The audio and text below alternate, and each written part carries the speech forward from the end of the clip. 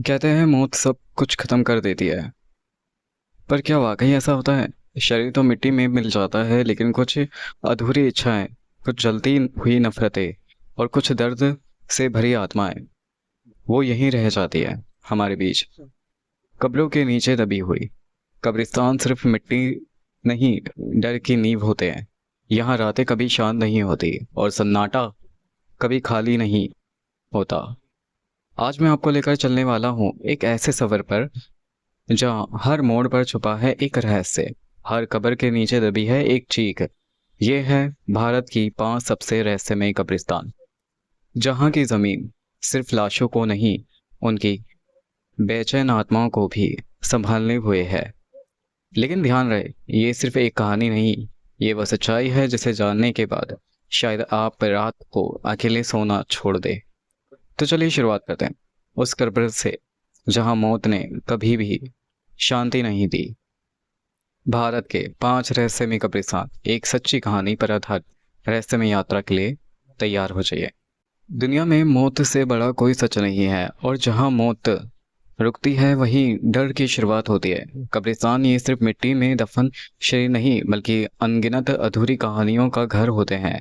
आज मैं आपको लेकर चलूंगा भारत के 5 सबसे रहस्यमय कब्रिस्तान की ओर, जहां सिर्फ मुर्दे नहीं, बल्कि उनके राज, उनकी आत्माएं और उनका प्रचंड गुस्सा भी दफन है। लेकिन चेतावनी, ये कहानी आपके रोंगटे खड़े कर देगी।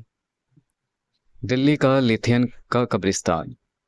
वो रात भी आम रात जैसी ही थी जब राहुल और उसके दोस्त वीर, सिद्धार्थ और मानसी ने ये फैसला किया कि वे दिल्ली के सबसे बड़े कब्रिस्तान लिथियन कब्रिस्तान में एक रात बिताएंगे। एक यूट्यूब चैनल के लिए स्पूक चैनल शूट करना था, लेकिन उन्हें नहीं पता था कि वो जो कैमरे में कैद करेंगे वो सिर्फ फुटेज नहीं, बल्कि एक आत्मा की पुकार होगी। रात के 12:30 बजे जैसे ही कैमरा ऑन हुआ, वीर ने कहा, वीर, तो दोस्तों, ये है लिथियन कब्रिस्तान।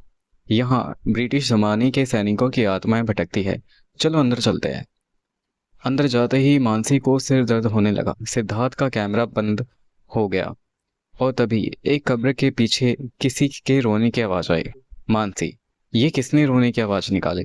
सिद्धार्थ, हम में से कोई नहीं, वो उधर से आई थी।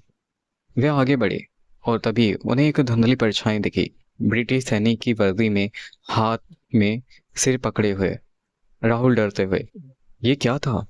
कोई इंसान नहीं था वो आत्मा वही है, एक अंग्रेज सैनिक निकोलस की थी, जिसने प्रेम में धोखा मिलने पर खुद को गोली मार ली थी। लेकिन अब वह रात उस धोखे का बदला लेने आया था। अब बात करते हैं कोलकाता का साउथ पार्क स्ट्रीट कब्रिस्तान। कोलकाता के इस कब्रिस्तान में हर साल कई लोग रहस्यमय रूप से बेहोश होकर बाहर आते हैं। लेकिन साल 2017 में एक फोटोग्राफर आरब को पुरानी इमारतों की तस्वीरें खींचता था। वो जब यहाँ गया तो उसकी जिंदगी हमेशा के लिए बदल गई। आरव ने एक पुरानी कब्र की तस्वीर ली और घर लौटकर जब कैमरे में देखा तो उस तस्वीर में एक बच्ची खड़ी थी, सफेद फ्रॉक में, बिना आंखों के। आरव की डायरी में लिखा था, उस रात के बाद हर बार जब मैं सोता हूँ वो बच्ची मेरी आंखों में देखती है। वो कहती है, मुझे मेरी माँ चाहिए, मुझे मेरी माँ चाहिए। जब आरव ने उसकी कब्र ढूंढी तो उस पर लिखा था, एमिली, उम्र 6 साल, मृत्यु 1896, मौत का कारण रहस्यमय। अब बात करते हैं हैदराबाद का खुतार कब्रिस्तान।